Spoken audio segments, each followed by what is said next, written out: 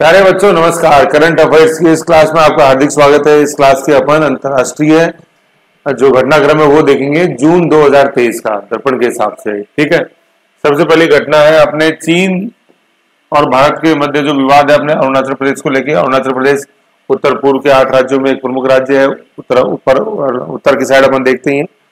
ठीक है, तो चीन और अरुणाचल प्रदेश विवाद है। इसमें क्या विवाद है कि अरुणाचल प्रदेश के 11 स्थलों का तिब्बती नाम चीन ने रखा है। और चीन जो है ये अरुणाचल प्रदेश को तिब्बत का दक्षिणी प्रांत है जिसको अपन बोलते हैं जंगनान, उसका हिस्सा बताता है चीन। ठीक है, तो तिब्बत को अपना हिस्सा बताता है चीन और अरुणाचल प्रदेश को तिब्बत का जो दक्षिणी भाग है जिसका नाम है जंगनान, उसका हिस्सा चीन बताता है। ठीक है, ये तो ये चीज है। फिर जो अलग से जानना है, जो तिब्बत का पठार है, तिब्बत का पठार ये दुनिया में सबसे बड़ा पठार है। बड़ा, बिगेस्ट, हाईएस्ट नहीं है, बिगेस्ट है। सबसे ऊंचा जो है पठार वो अपन पामीर का पठार बोलते हैं उसको, जो हिंदुकुश पर्वतमाला के उत्तर में स्थित है। उसको रूफ ऑफ वर्ल्ड बोलते हैं, दुनिया की छत, पामीर का पठार। तिब्बत का पठार सबसे बड़ा है, यूं चौड़ाई में है ना, ऐसे ऊंचाई में नहीं है। ठीक है, और इसका बहुत बड़ा रोल है। जो अपन भारतीय मानसून देखते हैं तो भारतीय मानसून दो होते हैं, तो ग्रीष्मकालीन, एक शीतकालीन। तो जो ग्रीष्मकालीन मानसून है जो अपने मोजाम्बिक से आता है जिसको अपन साउथ वेस्ट मानसून भी बोलते हैं, साउथ वेस्ट मानसून SWM, क्योंकि ये भारत के साउथ वेस्ट में से भारत की तरफ बढ़ता है। ठीक है ना, जिसको ग्रीष्मकालीन मानसून भी बोलते हैं, जो इस समय अपन जून जुलाई में जैसे देखते हैं। तो ये भारत के, मैं बता रहा था, भारत के दक्षिण पश्चिम से ये भारत की तरफ बढ़ता है, इसलिए इसको अपन साउथ वेस्ट मानसून बोलते हैं। और इसमें तिब्बती पठार का बहुत इंपॉर्टेंट रोल होता है। ये है अपने तिब्बत का पठार, टिबेटन प्लेटू। ठीक है, और ये भारत का साउथ वेस्ट ये है। इधर अपने मोजाम्बिक्यू है, मेडागास्कर, मोजाम्बिक मेडागास्कर से है ना, इधर से उठती है ये हवाएं मानसून की। तो ये भारत की तरफ ही क्यों खींची चली आती है? तो तिब्बती पठार के ऊपर अपन क्या देखते हैं, टेम्परेचर जो होता है, भाई पत्थर है, गर्म हो जाता है, तो गर्मियों के अंदर टेम्परेचर ज्यादा हो जाता है। टेम्परेचर ज्यादा हो जाता है, जो प्रेशर है यहाँ पे, एयर प्रेशर है, वो प्रेशर लो हो जाता है। ठीक है, तो प्रेशर लो हो जाता है। तो प्रेशर लो होने से भाई इधर तो है हाई प्रेशर, ठीक है ना, इक्वेटर की तरफ, जैसे मेडागास्कर की तरफ अपन देखें कि टेम्परेचर तो कंपेरेटिवली लो है इस समय, इसकी तुलना में, तिब्बती पठार की तुलना में। तो टेम्परेचर लो होता है तो प्रेशर हाई होता है। टेम्परेचर और प्रेशर के बीच में इनवर्स रिलेशन होता है, ये अपन जानते ही है। क्या? टेम्परेचर और प्रेशर के बीच में इनवर्स रिलेशन होता है। ठीक है, उल्टा, डायरेक्ट नहीं होता। टेम्परेचर ज्यादा है तो प्रेशर कम होगा, प्रेशर कम है तो टेम्परेचर ज्यादा है तो प्रेशर कम, टेम्परेचर ज्यादा है और टेम्परेचर कम है तो प्रेशर है। टेम्परेचर की तुलना में प्रेशर रिएक्ट करता है। ठीक है ना, क्या होता है, किसी चीज को अपन गर्म करते हैं, यहाँ से जैसे हवा गर्म हुई तो गर्म होने पे क्या है, उसके जो एटम्स है वो फ्रीली घूमने लग जाते हैं। ठीक है, तो वो हवा गर्म होके ऊपर उठ जाती है, तो वहां पे जो है वो लो प्रेशर एरिया क्रिएट होता है। ठीक है, तो जहाँ टेम्परेचर लो होता है वहां हाई प्रेशर होता है, यहाँ टेम्परेचर हाई है तो प्रेशर लो हो गया। ठीक है, तो और हवा हमेशा हाई प्रेशर से लो प्रेशर की तरफ चलती है। जैसे मान लो दो व्यक्ति खड़े हैं, एक तो मोटा सारा है, एक पतला सा है बेचारा, तो अब ये दोनों मान लो एक दूसरे को धक्का देते हैं, तो कौन किधर की तरफ जाएगा? सर सीधी सी बात है, ये मोटा व्यक्ति जो है ये पतले वाले व्यक्ति का डिस्प्लेसमेंट करेगा इस तरफ। क्यों? क्योंकि पतले वाले व्यक्ति के अंदर एनर्जी कम है और मोटे वाले में ज्यादा है। तो मोटा हाई प्रेशर, इधर मोटा हाई प्रेशर, इसमें प्रेशर ज्यादा है, ये बेचारा लो प्रेशर है, तो किधर हाई प्रेशर से लो प्रेशर की तरफ विंड मूव करती है। जैसे ये व्यक्ति है, हाई प्रेशर वाला व्यक्ति लो प्रेशर के ऊपर चढ़ जाएगा, ऐसे। ठीक है, उसको रिप्लेस कर देगा। तो ऐसे विंड्स है। तो इन साउथ वेस्टर्न मानसून विंड्स को इधर अपने उत्तर भारत की तरफ लाने में, हालांकि ये आती घूम के है, यहाँ से केरल पे टकरा के दो टुकड़े हो जाते हैं, एक ये अरेबियन सागर की तरफ आता है, एक आगे जाके अराकान योमा अपने म्यांमार में, इधर ये अराकान योमा पर्वत से टकराता है, और फिर अपने इधर ये चेरापूंजी जो है अपने, जो अपन गैरो खासी जयंतिया पहाड़ी देखते हैं, इनके अंदर आगे फंस जाता है। फिर यहाँ से आगे हिमालय की तटई में हिमालय से टकराते हैं, और फिर ये उत्तर भारत के इधर अपने राजस्थान की तरफ, उत्तर प्रदेश के अपने मैदानी भागों में और पूर्वी राजस्थान के अंदर बारिश करते हैं। और इधर ही अरब सागर से द्वारा गुजरात होता हुआ ये अपने डूंगर पर बांसवाड़ा में बारिश करता है। ऐसे ही अपना साउथ वेस्ट मानसून है। हालांकि ज्योग्राफी पूरा पढ़ते हैं, लेकिन मैं बता रहा हूँ कि तिब्बतन प्लेटू गर्म होता है। ठीक है, तो इस कारण से लो प्रेशर क्रिएट होगा मई जून में, फिर जुलाई के अंदर ये बारिश आती है। ठीक है, तो इसका रास्ता जो बारिश का आने का वो इधर से यूं, पहले म्यांमार से अपने मेघालय गैरो खासी जयंतिया पहाड़ी, फिर हिमालय की तराई में, और फिर राजस्थान, ऐसे।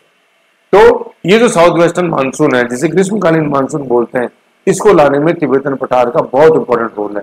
अगर तिब्बती पठान पत्थर है, अगर ये गर्म नहीं होगा तो टेम्परेचर ज्यादा नहीं होगा, टेम्परेचर ज्यादा नहीं होगा तो लो प्रेशर क्रिएट नहीं होगा, तो ये हवाएं इधर की तरफ रुक ही नहीं करेंगी। तो ये हवाओं को खींचता है, मैग्नेट का काम करता है, चुंबक का काम करता है, यूं तो गर्म होना जरूरी है। तो कई बार गर्मियों में अपन देखते हैं बारिश होती है बीच बीच में, तो ये कुछ कुछ बारिश होना वैसे ही जैसे गर्म तवे पर आप पानी डाल दो तो वह ठंडा हो गया, गर्म होने में टाइम लगेगा, तो ऐसे तिब्बती पठान बीच में ठंडा हो जाता है तो वो प्रेशर टूट जाता है इसका। तो इसलिए कहते हैं ग्रीष्म काल में ज्यादा गर्मी पड़नी चाहिए जिससे कि तिब्बतन पठार गर्म हो और फिर ये विंड्स साउथ वेस्टर्न विंड्स को ये खींचेगा, ऐसा है ना। तो अपन ज्योग्राफी में और पढ़ेंगे अपन, मानसून का मतलब होता है सीजनल विंड्स, तो समय समय अपने रिसर्च चेंज करते हैं। मानसून अरबी भाषा का शब्द है जिसका मतलब है चेंजिंग विंड्स, पवनें जो अपना रुख बदलती है उनको मानसून बोलते हैं। समझ गए? तो ये अपन ने तिब्बतन पठार के बारे में वो भी जाना है, तो यही अपना मकसद है कि कैसे अपन को एडिशनल चीज जाननी है। नेक्स्ट अपन देखते हैं, भाई विवाद तो हो गया, अब विवाद को सुलझाने के कुछ मैकेनिज्म भी है भारत चीन के बीच में। तो ये वार्ता का दौर है, स्तर किस स्तर की वार्ता, कोर कमांडर स्तर की वार्ता है, तो ये फैक्ट्स अपन को याद रखने। एक्चुअली ये मेंस के अंदर जैसे कई बार क्वेश्चन पूछा जाता है, भारत चीन के बीच में जो संबंध कटु है उनको मधुर बनाने के लिए क्या प्रयास किए जा रहे हैं, तो ये है कोर कमांडर स्तर की वार्ता का 18वां दौर है, ठीक है ना। शुरू कब हुई थी ये वार्ता होना जून 2020 के अंदर शुरू हुई थी, जून 2020। फिर मार्च 2020 तो कोविड काल देखते हैं, जून 2020 में ऐसा क्या हो गया था कि गलवान घाटी विवाद हो गया था, गलवान घाटी। तो गलवान घाटी में क्या कुछ सीरी सैनिक अंदर तक घुस आए थे, फिर उनको खदेड़ा गया था ऐसे। तो ये कहता है गलवान घाटी जो लद्दाख में अक्साई चीन का पार्ट है, अक्साई चीन पार्ट क्या बोलते हैं अपन, जैसे अपन ये कश्मीर देखते हैं ऐसे, सॉरी ये कश्मीर देखते हैं अपन ऐसे, कश्मीर का ये जो वाला पार्ट है इधर वाला, इसको अपन अक्साई चीन बोलते हैं। मतलब ये चीन ने एक्वायर कर लिया था 1962 के युद्ध में, ठीक है ना। और यहीं पे ये लाइन ऑफ एक्चुअल कंट्रोल है जो 1959 से खिंची हुई है, 62 के अंदर तो युद्ध हुआ आपने, ठीक है। अक्साई चीन, लद्दाख आज वर्तमान में क्या है, अपने 8 यूनियन टेरिटरी, उनमें से एक यूनियन टेरिटरी है लद्दाख।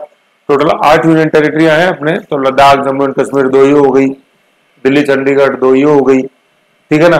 तो 2 ऊपर 2 बीच में हो गई, 8 हो गई।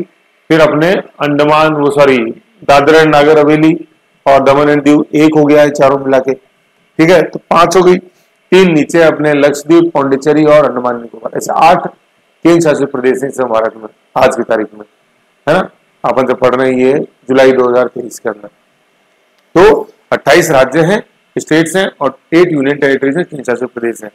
याद रखो लद्दाख की जो राजधानी है वो लेह है, तो इसलिए अपन बोलते हैं लेह लद्दाख, इस यूनियन टेरिटरी की राजधानी। फिर गलवान जो है, गलवान घाटी जो अपन बोलते हैं, तो भाई घाटी नदी ही घाटियां बनाती है, तो गलवान घाटी जो है गलवान नदी में स्थित है। और गलवान नदी जो है ये श्योक रिवर है, उसकी सहायक नदी है, और श्योक जो है ये सिंधु की सहायक नदी है ना, ट्रिब्यूटरी है। तो गलवान जाके मिलती है श्योक में, गलवान जाके मिलती है श्योक में, और श्योक मिलती है इंडस के अंदर, सिंधु के अंदर। ऐसे ही अपन को ध्यान रखना, ये बहुत इंपॉर्टेंट चीज है ना। गलवान करने से कोई महत्व नहीं बनेगा, ज्यादा महत्व कब बनेगा जब अपन ये जाने गलवान रिवर श्योक और श्योक सिंधु नदी की सहायक, और सिंधु अरब सागर में जाके गिरती है, ठीक है ना। ऐसे ही ध्यान रखना, अपन को समझने वाली बात यहाँ पे ये इंपॉर्टेंट है। फिर अपन देखते हैं कि एक चशुल एयरबेस है अपना, जो यही गलवान नदी के पास ही स्थित है, वो मीटिंग पॉइंट है चशुल मालदो मीटिंग पॉइंट। भाई मिले, 18वें दौर की वार्ता है भारत चीन कमांडर स्तर की, ठीक है, जो कि जून 2020 से शुरू हुई, क्योंकि जून 2020 में गलवान घाटी विवाद हुआ। गलवान घाटी गलवान नदी में स्थित है, गलवान नदी श्योक नदी की सहायक नदी है और श्योक नदी सिंधु की सहायक नदी है, ठीक है ना। मीटिंग पॉइंट था चशुल, ये चशुल एयरबेस है, ठीक है ना। ये अपने जम्मू कश्मीर का या चलो उत्तर भारत का सबसे बड़ा एयरबेस है ना, मतलब युद्ध के हिसाब से चशुल। और ये पेनगोंग लेक है, पेनगोंग लॉक जो अपन ने 3 इडियट्स में लास्ट में दिखाई देती है, काफी इसके फोटोज आते हैं, एक बार गूगल पे देखना फोटो में, पेनगोंग लेक चशुल एयरबेस मालदो, ये मीटिंग पॉइंट था। तो इस बारे अपन ने क्या क्या देखा, अपन ने यूनियन टेरिटरी जानी 8 है, केंद्र शासित प्रदेश 28 राज्य हैं, लेह लद्दाख एक यूनियन टेरिटरी है, जम्मू कश्मीर यूनियन टेरिटरी 2019 में बने, ठीक है ना, अगस्त 2019 के अंदर। और गलवान नदी के बारे में जाना, चशुल एयरबेस देखा, पेनगोंग लेक देखी, ऐसे। तो इनको आप एटलस में लोकेट करो जरूर, तभी मजा आएगा, मैंने मैप बना के बताया ना वैसे। तो चीन से संबंधित 2 न्यूज देखी अपन, एक तो अरुणाचल प्रदेश विवाद, और फिर जैसे विवाद को समझाने क्या तरीके हैं, तो ये विवाद सुल्तान का तरीका ये अपने जम्मू कश्मीर से संबंधित है और अरुणाचल प्रदेश अपने उत्तर पूर्व की दृष्टि से देखा। तीसरा जो बिंदु देखते हैं अपन, तीसरा जो न्यूज है कि जर्मनी ने अपनी जो पावर न्यूक्लियर पावर जो है परमाणु ऊर्जा है उसके ऊपर रोक लगा दी। मतलब आज जर्मनी के अंदर आज की तारीख में जर्मनी के अंदर कोई भी परमाणु संयंत्र कार्य नहीं कर रहा है, न्यूक्लियर पावर प्लांट वहां एक्टिव नहीं, ठीक है ना। 15/4/2023 को अंतिम न्यूक्लियर पावर प्लांट था जब अपने जर्मनी में, उसको बंद कर दिया गया है, ठीक है। तो कहने का मतलब जर्मनी न्यूक्लियर एनर्जी से, परमाणु ऊर्जा से, नाभिकीय ऊर्जा से किधर की तरफ बढ़ रहा है, जीवाश्म ऊर्जा की तरफ बढ़ रहा है, फॉसिल फ्यूल्स की तरफ बढ़ रहा है। कोयले से बनेगी एनर्जी, पेट्रोल से बनाएंगे, ऐसे है ना। और जीवाश्म ईंधन वो आयात कर रहा है कहां से, रूस से, रसिया से है। तो रसिया और यूक्रेन के बीच में युद्ध, तो इस कारण से ये डिसीजन थोड़ा लेट हो गया था जर्मनी का। क्यों? क्योंकि भाई न्यूक्लियर से नहीं बना तो किसी से तो बिजली बनाओगे ना, तो हमने बताया भाई कोयले से बनाएंगे, तो कोयला तो रूस दे ही नहीं रहा था आपको, मतलब लेना बंद कर दिया था जर्मनी रूस से, क्योंकि रूस ने एक तरफा युद्ध घोषित कर दिया था यूक्रेन के ऊपर। तो इस युद्ध के विरोध में जर्मनी ने बोला नहीं रूस, मैं तुमसे नहीं मंगाता हूं कोयला, बाद में। फिर सवाल ये आता है कि सर आज की तारीख में अपन देखते हैं भारत तो परमाणु ऊर्जा की तरफ बढ़े जा रहा है, 13 देशों से न्यूक्लियर परमाणु समझौता कर रखा है, और जर्मनी माइनस में, मतलब 0 हो गया न्यूक्लियर पावर के अंदर परमाणु, ऐसा क्यों है? तो जर्मनी को खतरा लगा या यूं समझो, जर्मनी को डर लगा या यूं समझो, जर्मनी ने सीख ली जो भूतकाल में परमाणु त्रासदियां हुई होंगी। तो परमाणु त्रासदियों, मेरे प्यारे बच्चों, दो आपको जानना बहुत जरूरी है। एक तो है चेरनोबिल न्यूक्लियर ब्लास्ट, चेरनोबिल है ना, जो 1986 में यूक्रेन में हुआ था, ठीक है। यूक्रेन की राजधानी अपनी कीव है, पोलैंड की वार्सा है। तो यूक्रेन, ये वही रूस ने जिस पर हमला कर रखा, वही चेरनोबिल, उस समय रूस का भाग था, शीत युद्ध के समय की बात है 1986 में। तो चेरनोबिल के अंदर रूस का सबसे बड़ा पावर संयंत्र था, और रूस की वो ज्यादातर जो आबादी है ना, रूस की 90% आबादी रूस के पश्चिमी हिस्सा जो है मॉस्को का, यूरोप की तरफ, उसमें रहती है, पोलैंड बेलारूस की तरफ, ठीक है। यूक्रेन की तरफ, यूक्रेन भी रूस का हिस्सा था, पोलैंड भी था, वार्सा पैक्ट अपन पढ़ते हैं, तो वार्सा पोलैंड की राजधानी। नाटो के विरोध में जो बनाया था, नाटो भी आएगा, नाटो के विरोध में जो रूस से बनाया था वो वार्सा पैक्ट था, ऐसे है ना। तो कहने वाला चेरनोबिल ब्लास्ट हुआ था अपने यूक्रेन की राजधानी कीव के अंदर, और वो ब्लास्ट इतना हानिकारक था, इतना विध्वंस था कि उसके दुष्परिणाम आज भी देखेंगे। तो एक तो चेरनोबिल ब्लास्ट है यूक्रेन 1986, दूसरा है फुकुशिमा न्यूक्लियर रिएक्टर ब्लास्ट 2011 का जापान में, ठीक है। और फुकुशिमा कौन से द्वीप पे है? फुकुशिमा उसी द्वीप है जिस द्वीप पे हिरोशिमा है, और हिरोशिमा वही द्वीप है जिस द्वीप पे जापान की सबसे बड़ी झील लेक बीवा स्थित है, और ये लेक बीवा वही स्थित है जो कि जापान का सबसे बड़ा द्वीप है। कौन सा?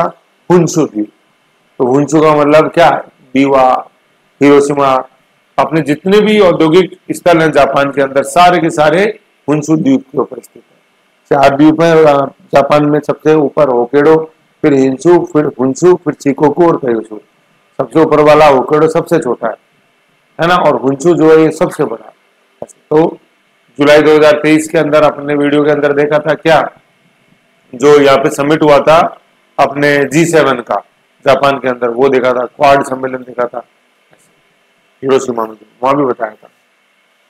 तो जर्मनी ने ये स्टेप हुआ, जर्मनी उठाया, जर्मनी की एनजीओ ग्रीन पीस एनर्जी है ना, ग्रीन पीस, ग्रीन मतलब हरित ऊर्जा है ना, हरित शांति ऊर्जा। फिर हादसे हुए जिनसे जर्मनी सीख लेने की कोशिश कर रहा है, जो डर बैठा दिया जर्मनी को। 1986 का चेरनोबिल ब्लास्ट यूक्रेन, और सन 2011 का 11 मार्च 2011 फुकुशिमा न्यूक्लियर रिएक्टर ब्लास्ट अपने हुंशु द्वीप जापान, ठीक है ना। और ये जापान का सबसे बड़ा द्वीप है, बिगेस्ट, याद रखना है बार बार। और एटलस के अंदर देखो तभी मजा आएगा करंट का, नहीं तो मजा नहीं है। भारत जो है धीरे धीरे बढ़ा रहा है, ये ऊपर बढ़ा रहा है परमाणु ऊर्जा है ना, और जीवाश्म ईंधन को घटा रहा है, क्योंकि जीवाश्म ईंधन CO2 के अंदर, कार्बन डाइऑक्साइड के अंदर कंट्रीब्यूट करते हैं, और CO2 जो है ये ग्रीन हाउस गैस है। जैसे अपन ने देखा था सौर मंडल का सबसे गर्म ग्रह मरकरी नहीं है, बुध नहीं है जो सूर्य के सबसे पास है, सूर्य से दूसरे नंबर पे जो ग्रह है विनस या शुक्र, वो सौर मंडल का सबसे गर्म ग्रह है, क्योंकि उसका डेंस एटमॉस्फेयर है, सघन वायुमंडल। और विनस के वायुमंडल में जो सबसे ज्यादा गैस है वो CO2 है, और आप बादल देखते हैं अपन सल्फ्यूरिक एसिड। तो CO2 क्या है? ग्रीन हाउस गैस है, सोलर रेडिएशन को ट्रैप कर लेती है, ऐसी ही फॉसिल फ्यूल्स है, ठीक है। तो जीवाश्म ईंधन ग्लोबल वार्मिंग को प्रमोट करता है, ग्रीन हाउसेस गैसेस को बढ़ाता है इसलिए।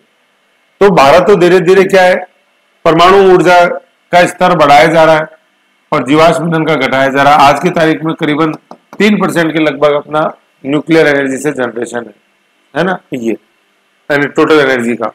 और जर्मनी जो है ये परमाणु ऊर्जा को घटा रहा है और जीवाश्म ईंधन को बढ़ा रहा है। कहने का मतलब ये CO2 बढ़ाने की तरफ बढ़ रहा है जर्मनी, और जीवाश्म ईंधन मध्य की बात है, खुद के पास नहीं, रूस से आयात कर रहा है, इंपोर्ट कर रहा है कि नहीं। तो अब समझ में नहीं आता कि सर समझदार कौन है, बेवकूफ कौन है।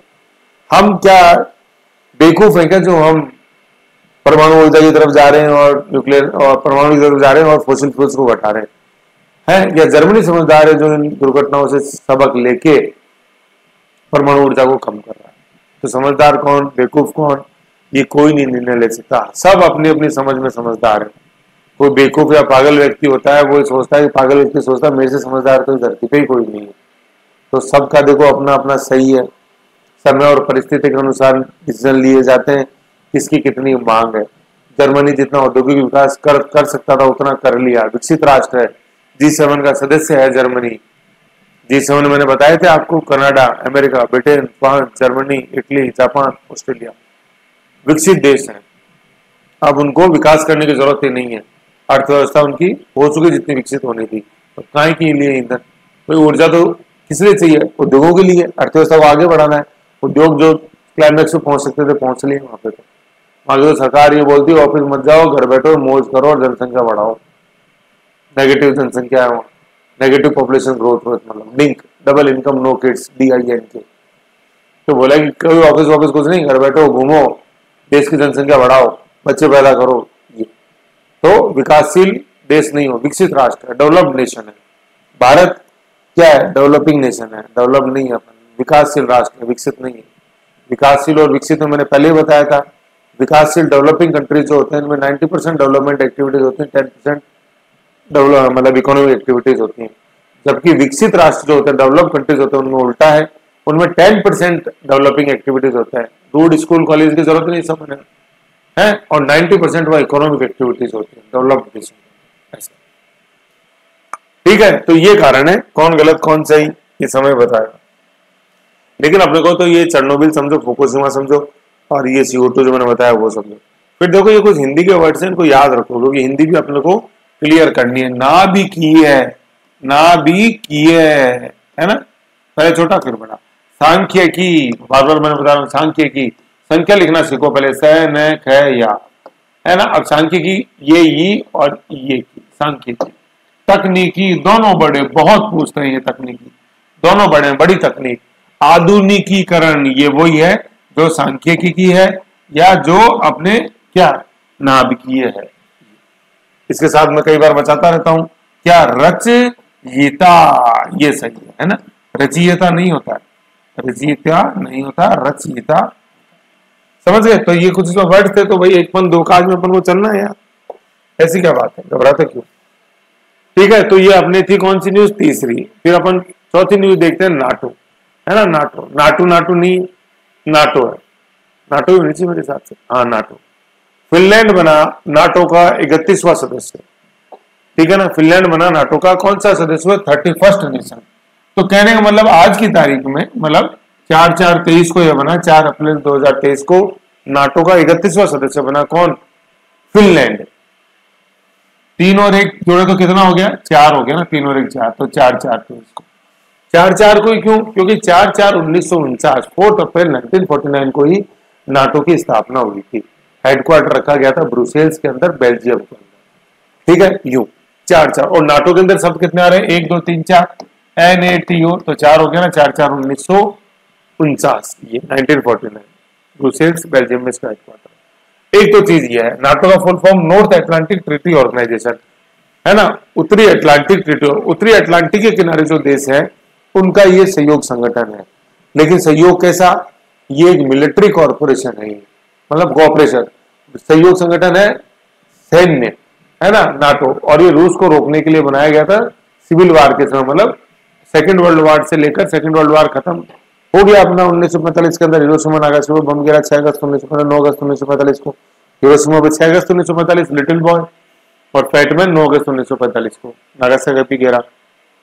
हिरोशिमा है अपने हुंशु द्वीप में, नागासाकी अपने शिकोकू द्वीप के ऊपर नीचे नीचे जो है होकुडोन्शु, शिकोकू और कयोसु है ना, तो शिकोकू द्वीप के ऊपर है नागासाकी, ऐसे है। ठीक है, फिर होकुडोन्शु, शिकोकू और कयोसु है ना, तो सबसे नीचे जो द्वीप है अपने कयोसु, उसी पे है नागासाकी। ठीक है, ये आपको ध्यान देना। फिर नाटो है ना, नाटो का एक बार अपन मैप देखो।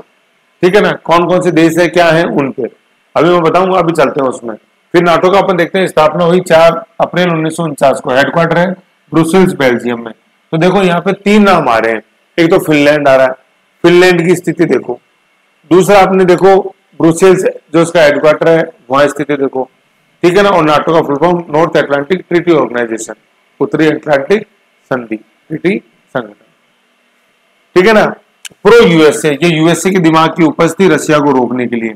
इसके जवाब में जो रशिया ने बनाया था उसको अपन वारसा बोलते हैं, वारसा पैक्ट। और वारसा जो है वो पोलैंड की राजधानी है, और पोलैंड उस समय रूस का हिस्सा हुआ करता था।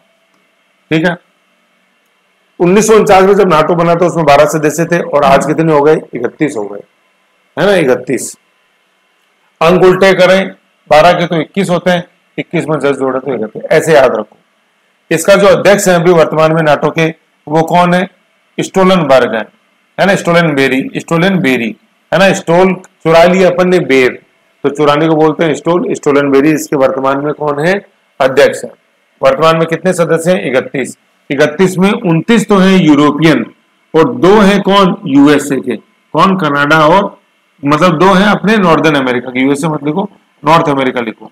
कौन कौन से? कनाडा और यूएसए। ऐसे अपन को जानना है। क्या सभी देश यूरोपियन है नाटो के? नो, 2 नॉर्थ अमेरिका के हैं, कनाडा और यूएसए।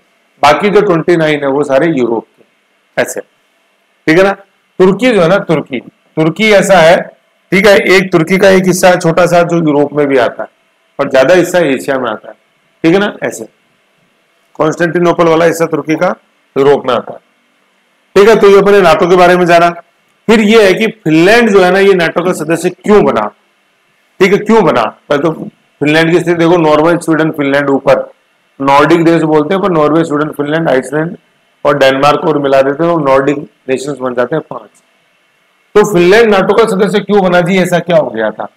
वो ऐसा इसलिए हो गया था क्योंकि जैसे यूक्रेन ने अभी हमला किया, पोलैंड ने हमला किया यूक्रेन के ऊपर, तो फिनलैंड को डर लगा यार हमारे भी हमला हो सकता है, क्योंकि फिनलैंड की भी सीमा जो है यूक्रेन से मिलती है 1300 किलोमीटर की, है ना। तो यूक्रेन पे हमला कर सकता है, क्योंकि यूक्रेन तो इतना सदस्य राष्ट्र रहा हुआ है कॉमनवेल्थ का भी, और रशिया का सहयोगी राष्ट्र, चेर्नोबिल सहन किया ही बेचारे ने, है ना। रूस का सबसे बड़ा पावर प्लांट था जहां 1986 में चेर्नोबिल ब्लास्ट हुआ, है कि नहीं है। तो फिनलैंड को लगा कि यार गड़बड़ है, अपने में हमला हो सकता है। ठीक है, फिर फिनलैंड, एस्टोनिया, लाटविया, लिथुआनिया, फिर अपने बेलारूस, पोलैंड, ये सब रूस से लगते हुए, इसलिए ये नाटो सदस्य बनते जा रहे हैं। ठीक है ना, ये पता होना चाहिए क्यों बना सदस्य, तो डर के कारण। फिर जो फिनलैंड का पड़ोसी है स्वीडन, वो 32वें नंबर का बनेगा। अभी बना नहीं, अभी तो 31 है। अगर अगला कोई जुड़ेगा तो वो स्वीडन जुड़ेगा। ठीक है ना, नॉर्वे के बगल में जो, फिनलैंड के बगल में जो है भाई, पश्चिम से पूर्व अपन चलते हैं तो पहले नॉर्वे आता है, फिर स्वीडन आता है, फिर फिनलैंड आता है। तो ये फिनलैंड है 31। अर्जी तो स्वीडन ने भी लगा रखी थी, लेकिन वो भी स्वीकार नहीं हुई। ठीक है ना, एक्चुअली क्या है, फिनलैंड सदस्य नहीं बना था, उससे पहले 30 सदस्य थे नाटो के अंदर। ठीक है, के साथ नया सदस्य जोड़ने के लिए इन सभी 30 की हाँ जरूरी होती है। लेकिन इन 30 में से 2 देश ऐसे थे, तुर्की और हंगरी, जिन्होंने फिनलैंड और स्वीडन की एडमिशन के ऊपर आपत्ति दर्ज करी थी। भाई तुर्की का ये कहना था कि तुर्की के जो आतंकी संगठन है, जिसको अपन कुर्द बोलते हैं, कुर्द सैनिक, तुर्क विद्रोही है, कुर्द, तुर्क नहीं कुर्द, तुर्क तो तुर्की के ही है। कुर्द जो है वो नॉर्दर्न इराक के हैं, जो कि एंटी टर्की काम करते हैं। तो उन कुर्द जो है, KURD कुर्द, उनको शरण दे रखी है फिनलैंड ने, ऐसा कहना था तुर्की का। इसलिए तुर्की ने अपोज किया था फिनलैंड की नेटो की मेंबरशिप। और हंगरी ने इसलिए, हंगरी कौन सा? ऑस्ट्रिया हंगरी, ऑस्ट्रिया के पास में ना हंगरी, बुडापेस्ट जिसकी राजधानी है। हंगरी ने यह कहते हुए विरोध किया था कि फिनलैंड के अंदर जो कानून व्यवस्था की स्थिति है वो सही है। लेकिन जैसे मैंने बताया कि भाई ये 31वां सदस्य बन ही गया है, तो इसका मतलब कि हाँ भी हाँ कर दी थी कि इन दोनों ने भी, तुर्की और हंगरी ने भी, बिल्कुल साहब हाँ कर दी थी, तभी तो जुड़ा, नहीं तो फिनलैंड नहीं बन पाता। स्वीडन के मामले में अभी तुर्की थोड़ा एडामेंट बना हुआ है, अभी तुर्की की समस्या का समाधान नहीं हुआ है। जिस दिन हो जाएगा उस दिन 32वां सदस्य स्वीडन भी नाटो का बन जाएगा।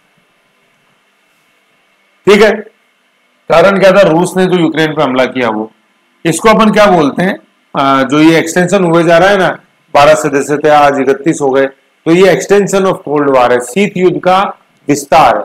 शीत युद्ध का मतलब 1945 में सेकेंड वर्ल्ड वार तो खत्म हो गया, लेकिन उसके बाद इनडायरेक्टली शीत युद्ध मतलब इनडायरेक्ट युद्ध चालू हो गया किनके बीच में, अमेरिका और रशिया के बीच में। सेकेंड वर्ल्ड वार में जो इंपॉर्टेंट दो पावर थी वो रशिया और अमेरिका ही थी, यूएसए। फिर ये शीत युद्ध, ऐसे शीत युद्ध का मतलब होता है युद्ध जैसी स्थिति नहीं होती है लेकिन तनाव बरकरार रहता है।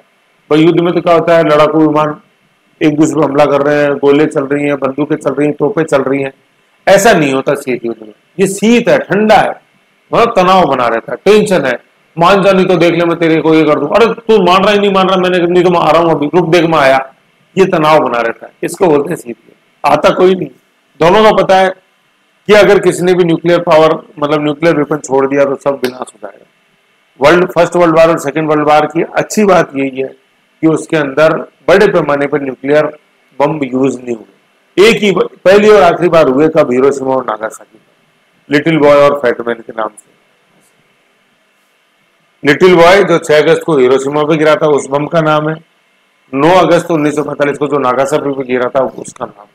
गिराने वालों को भी नहीं पता था कि इतनी बड़ी तबाही होगी, ठीक है ना। ऐसे जिस प्लेन से गिराया गया था उस प्लेन का नाम था एलोना गे प्लेन से गिराया गया। फिर बाद में जब पायलट ने पीछे मुड़ के देखा बम गिराने के बाद, तो उसको लगा कि यार इससे ज्यादा तबाही कहीं हो ही नहीं सकती, और जितना विनाश सोचा गया था उससे हजारों गुना ज्यादा विनाश बम से हुआ। लेकिन उस बम का एक पॉजिटिव ये निकला कि द्वितीय विश्व के लिए मैं सर्वनाश मचा रहा था जापान, उसने सरेंडर कर दिया, और जापान सरेंडर हुआ तो जर्मनी सरेंडर हो गया, जर्मनी हो गया तो फिर इटली, रोम हो गया, मसोलिनी। ऐसे जर्मनी का मतलब था उस समय हिटलर। तो ये ट्रिपल एक्सिस थी, ट्रिपल एक्सिस किसकी, रोम बर्लिन टोक्यो एक्सिस बोलते थे। रोम का मतलब इटली, बर्लिन का मतलब जर्मनी और टोक्यो का मतलब जापान। इन्होंने सरेंडर कर दिया था, फिर विश्व खत्म हो गया। ऐसे तो ये एक्सटेंशन ऑफ कोल्ड वार है 1991 के बाद।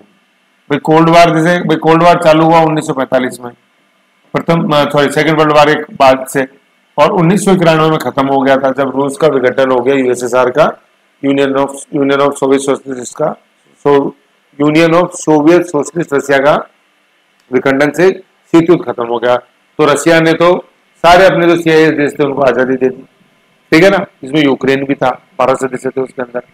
फिर साथ में क्या हुआ, वार्सा पैक्ट जो था, जो मिलिट्री अलायंस थी रशियन देशों की, वो खत्म हो गई, लेकिन अमेरिका ने अपना नाटो खत्म नहीं किया। ये बहुत बड़ी बात है, इसका निरंतर विस्तार हुए जा रहा है, ठीक है ना। तो ये एक क्वेश्चन आता है मीन्स के अंदर कि आज भी क्या कोल्ड वार चल रहा है, क्या चल रहा है साथ, नाटो का देखो निरंतर विस्तार जारी, नासा अंतरिक्ष में निरंतर विस्तार कर रहा है। अमेरिकी समर्थक जो एजेंसियां जैसे वर्ल्ड बैंक, IMF, जिनको अपन ब्रिटेन वुड्स संस्थाएं बोलते हैं, निरंतर अपना एक जो आर्थिक शिकंजा है वो विकासशील देशों के ऊपर, डेवलपिंग कंट्रीज के ऊपर कसते जा रहे है ना। तो शीत युद्ध खत्म नहीं हुआ। फिनलैंड क्या है, 1300 किलोमीटर की बाउंड्री शेयर करता है रशिया से, है ना। तो पड़ोसी अपना हानिकारक है, खतरनाक है, कभी भी नुकसान पहुंचा सकता है, जैसे पाकिस्तान देखते हैं अपन, ठीक है। तो एक क्वेश्चन ये आता है, एक बार ऐसे भी आया ये इसके अंदर बहुत अच्छा, कि बेहतर बाढ़ जो होती है ना, बाढ़ जो खेती के किनारे पर बनाते हैं, बेहतर बाढ़ बेहतर पड़ोसी बनाती है ना। Better fencing makes better neighbours, है ना। बेहतर बाढ़ बेहतर पड़ोसी बनाती है, good fencing makes good neighbours, है ना। फेंसिंग मतलब बाढ़, कहने का मतलब अच्छी बाढ़ अपन बनाएंगे तो नेबर भी अच्छा हो जाएगा। अब ये बाढ़ क्या है, बाढ़ का मतलब है कि जैसे आप अपने आप को मजबूत करोगे, हथियार ले लिया आपने, है ना। जैसे Bharat nuclear energy nuclear bomb क्यों रखता है, जिससे पड़ोसी को डर बना रहे हैं हमेशा। आज फिनलैंड नेटो का सदस्य हो गया, तो अब रूस नेटो पे हमला, फिनलैंड पे हमला करने से पहले सोचेगा। क्यों एक बार नहीं 1000 बार सोचेगा। क्यों? क्योंकि नेटो का जो चार्टर है ना, प्रीएम्बल है, उसमें ये लिखा हुआ है कि नेटो के किसी भी देश पे अगर हमला होता है तो ये बाकी सभी देशों पे बाकी सभी नेटो सदस्यों के ऊपर हमला माना जाएगा, ठीक है।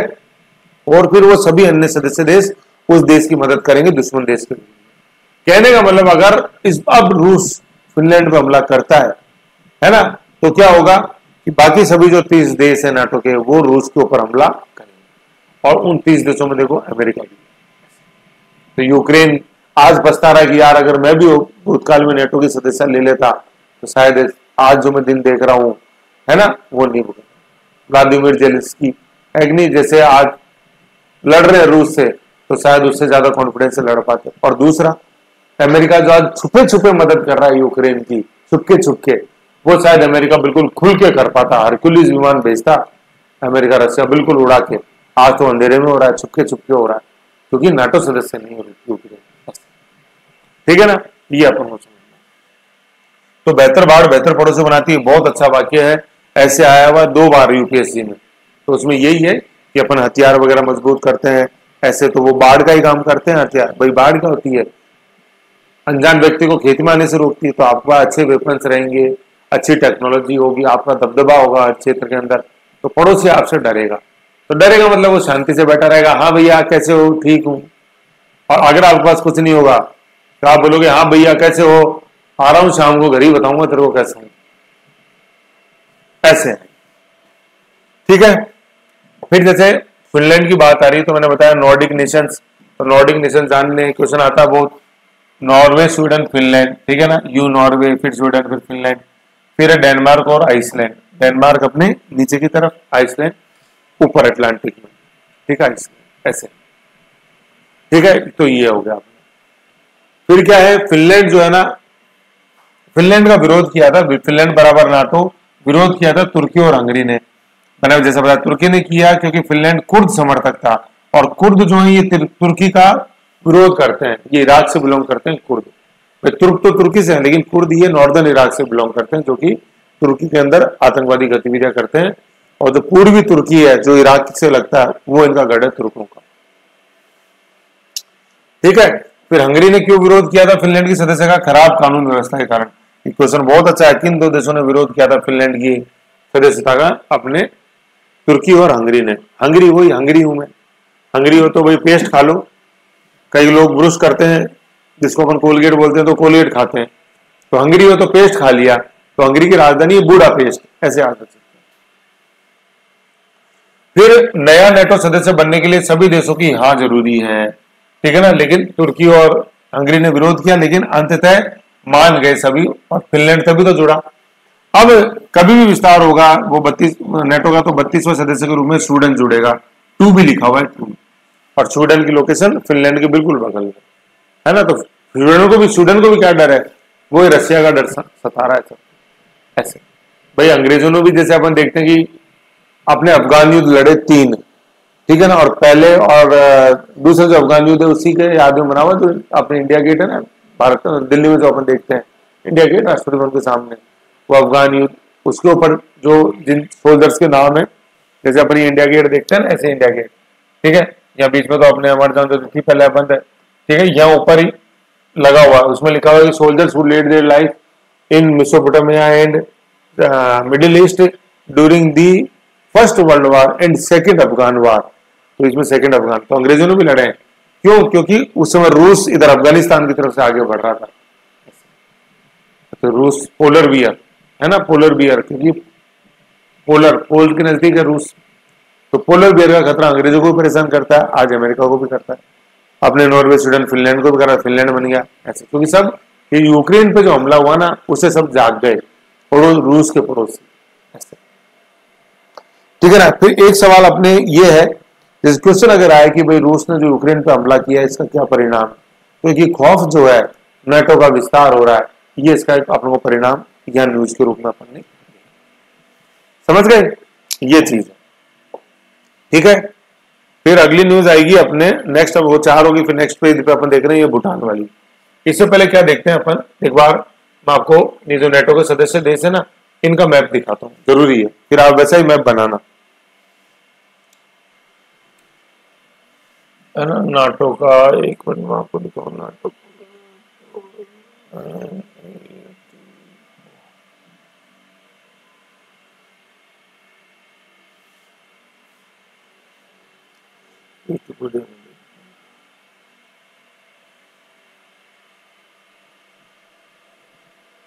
नेटो, एक मिनट विकिपीडिया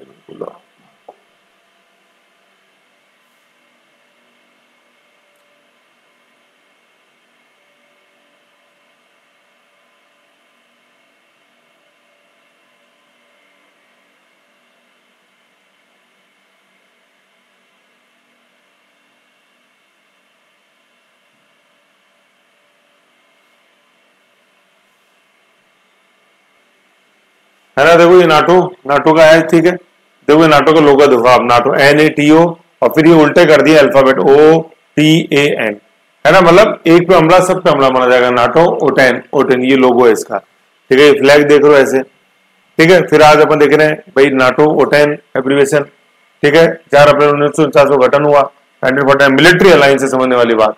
आज इसमें सदस्य देश है 31, सबसे अभी लेटेस्ट है वो ये है। अब इसके देखो देखो सदस्य राष्ट्र हैं, ये मैप है, ठीक है ना। इन ग्रीन ये जो है ये नेटो के सदस्य हैं। तो दो तो इधर हो गए अपने कनाडा US से, ठीक है।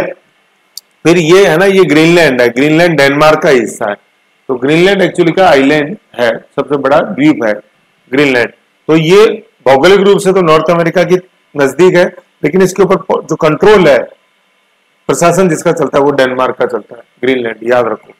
ग्रीनलैंड के समंदर में बहुत अच्छा क्वेश्चन आता है कि वो कौन सी भौगोलिक आकृति है जो भौगोलिक रूप से तो उत्तरी अमेरिका महाद्वीप में है, लेकिन उसके ऊपर कंट्रोल किसी यूरोपियन देश का है, राजनीतिक कंट्रोल।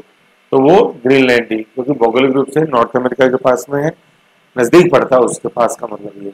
और पॉलिटिकल जो उसके ऊपर कंट्रोल है वो डेनमार्क का, कोपेनहेगन, ठीक है। और बाकी आप जैसे यूरोप देख रहे हो सारा, ये आज नेटो के पास में। नॉर्वे पहले ही बना हुआ है, स्वीडन में रंग छूटा हुआ है, बनेगा, फिनलैंड बन गया, ये एस्टोनिया, लाटविया, लिथुनिया बन गए, ऐसे है। ये अपने इधर ही हो गया, ये बेलारूस बचा हुआ है उधर, और यूक्रेन बचा हुआ है, ऐसे सदस्य देश है।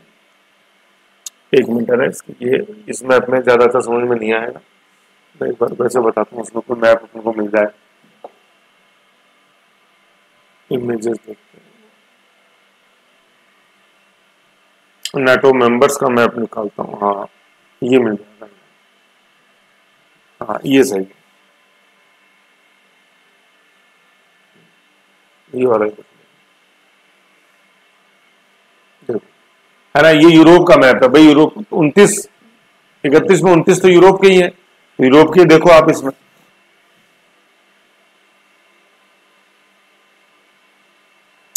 ठीक है। अब इसमें जो अपन ये डार्क ब्लू में देख रहे हैं ना, ये तो सब है। जैसे मैं आपको बताऊं, अभी अपन जो फिनलैंड देख रहे हैं ना, वो फिनलैंड ही है, ठीक है। ये फिनलैंड हो गया।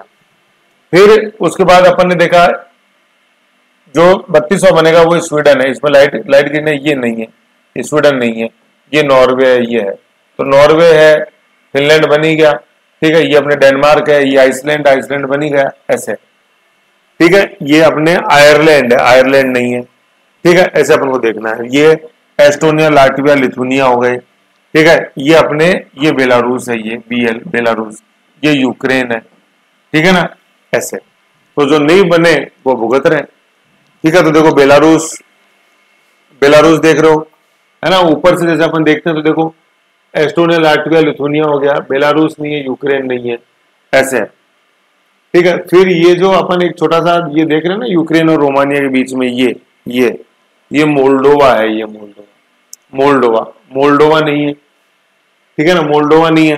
तो उसके नीचे रोमानिया, रोमानिया है। फिर रोमानिया के नीचे ये थोड़ा सा अपन देख रहे हैं, ये सर्बिया का पार्ट है सारा। और उधर वो जो दो देख रहे हैं अपन छोटे छोटे जो नहीं है, वो एक तो स्विट्जरलैंड है, वो नहीं है, एक ऑस्ट्रिया नहीं है, ऐसे है। ये स्विट्जरलैंड और ऑस्ट्रिया है, ये वाले स्विट्जरलैंड नहीं है और ऑस्ट्रिया नहीं, ऑस्ट्रिया है ना। ये हंगरी है, हंगरी तो है, हंगरी ने तो ऑब्जेक्शन किया था, हंगरी ने और तुर्की ने तो ऑब्जेक्शन किया। और ये चेकोस्लोवाकिया है ना, चेकोस्लोवाकिया, ऐसे है।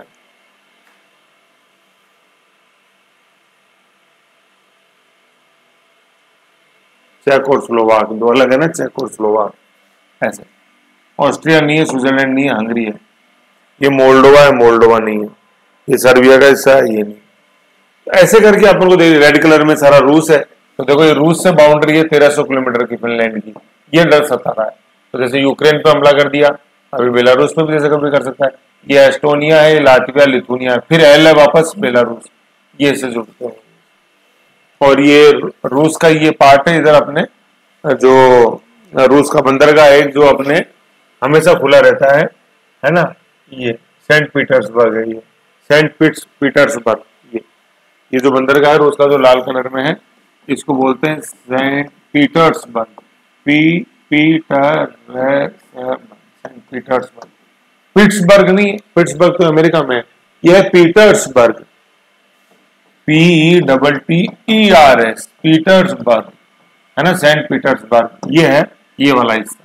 तो ये बंदरगाह है इसलिए, है ना, बंदरगाह है रूस का जो कि 12 महीने खुला रहता है, बाकी तो पोलर पे है, रूस ठंड रहती है इसमें, तो इसलिए ये इधर ये आना चाहता है।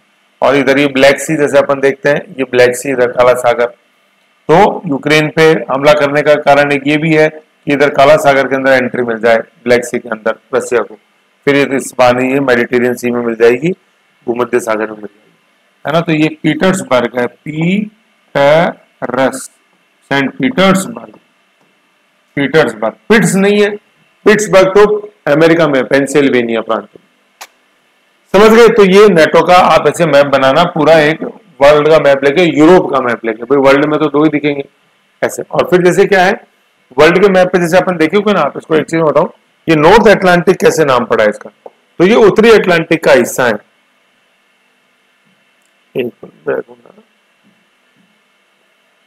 हाँ, वर्ल्ड के मैप में जैसे अपन देखेंगे, एक तो देखो ये सदस्य देश जो है ना, ये बने, तो देखो जो नीले में ना वो भी सदस्य हैं, तो देखो ये अटलांटिक महासागर जैसे अपन देखें, अटलांटिक महासागर के अपन ये हिस्से करें, तो ये नॉर्दर्न अटलांटिक है ना, अंध महासागर जिसको बोलते हैं, ये साउदर्न अटलांटिक है, तो ये नॉर्दर्न अटलांटिक के हिस्से हैं, देखो ये कनाडा, अमेरिका और ये यूरोप सारा हिस्सा, तो नॉर्दर्न अटलांटिक। टाइटैनिक जो था, आपने टाइटैनिक 1912 में अपने पहले समुद्र वॉयज में डूब गया, तो वह लंदन से चला था और इधर यहाँ न्यूयॉर्क आना था, ऐसे आ रहा था ये, तो यहाँ न्यू फाउंडलैंड नोवा स्कोटिया के पास में यहाँ डूबा था टाइटैनिक। और टाइटैनिक की अभी भ्रमण करने गए थे टाइटन नाम की पनडुब्बी के अंदर, रोवर के अंदर, तो वो जो दुर्घटना कितनी खतरनाक हुई वो है हाल ही में हुई अभी। तो टाइटन के बाद, टाइटैनिक के बाद टाइटन का नंबर आया, ऐसे इधर यूं था 1912, है ना, टाइटैनिक पहली अपनी यात्रा में डूबा अप्रैल 1912, समझ गए। तो ऐसे ये नॉर्दर्न अटलांटिक के सदस्य हैं सारे, तो इसलिए मिलिट्री अलायंस को नाटो बोलते हैं, नॉर्थ अटलांटिक ट्रीटी ऑर्गेनाइजेशन, ऐसे। तो ये मैं बनाऊं है ना, बाकी तो ये अन्य जो रंग है ये ऑब्जर्वर राष्ट्र और वैसे हैं, अपने तो 31 जो है उनका याद रखो। वर्ल्ड के मैप पे मत बनाओ, यूरोप के बनाओ, क्योंकि 29 इसमें यूरोप के, ऐसे, ठीक है, ये है। तो ऐसे समझ में आई ये चीज, नाटो अपने मेंबर इसके अंदर देखे सारे, ठीक है। फिर नेक्स्ट अपन आगे देखेंगे भूटान से, ओके।